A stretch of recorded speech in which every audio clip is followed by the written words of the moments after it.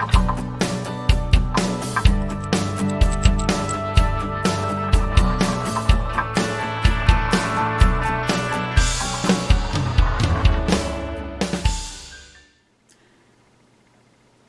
et bienvenue dans la section troubles physiques du volet problématique de la plateforme des partenaires en santé mieux-être.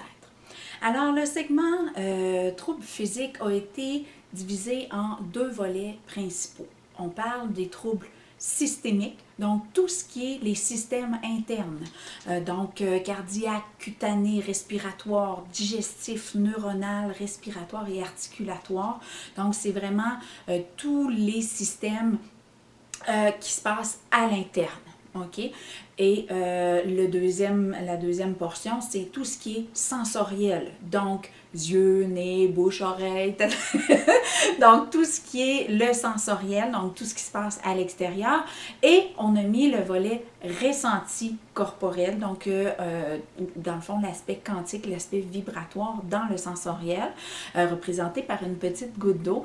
C'est vraiment de prendre conscience de tout l'aspect ressenti et l'impact et qu'est-ce qu'on peut faire de tout ça. Donc, pour chacun des deux volets, tu peux avoir accès à des petits textes qui vont te parler un petit peu plus précisément et t'amener à des prises de conscience de chacune des problématiques-là. L'essence de comprendre les troubles physiques, c'est que un trouble physique, c'est la manifestation d'un manque d'amour. Un manque d'amour qu'on se fait parfois envers soi-même, en acceptant de croire ce que les autres nous font ressentir. Notre corps, pour bien fonctionner, a besoin de deux choses, de conscience et d'amour. Lorsqu'on le prive de conscience et d'amour, il se met à mal fonctionner. Et bien sûr, si on permet aux gens autour de nous manquer d'amour, eh bien c'est nous-mêmes qui nous manquons de respect, qui nous manquons d'amour et on doit apprendre à communiquer, à verbaliser, à se respecter dans nos besoins en devenant authentique, vrai, sincère et pour, dans le fond, être le premier ambassadeur de notre amour de nous-mêmes et développer notre confiance en « oui, j'ai ma place », de s'estimer suffisamment pour se faire respecter. Et lorsque tout ça est fait adéquatement, normalement, ça ne se rend pas jusqu'au trouble physique. Par contre, étant donné que la société, le système scolaire, religieux et j'en passe, la majorité des systèmes nous ont appris le refoulement émotionnel qui crée des blocages énergétiques dans le corps et qui, à long terme, va générer de la dysfonction systémique, organique.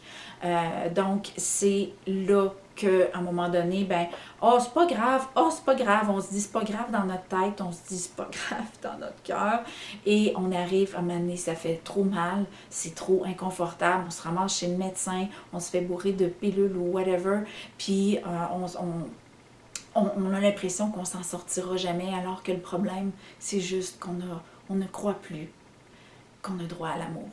Et au niveau des praticiens en santé mieux-être, on a cette conscience-là de t'amener à une connaissance de toi, à un respect de toi et que tu as droit à tout l'amour du monde et même à te conscientiser que tu n'as pas besoin d'amour, tu es amour. Par contre, on l'a oublié très sincèrement.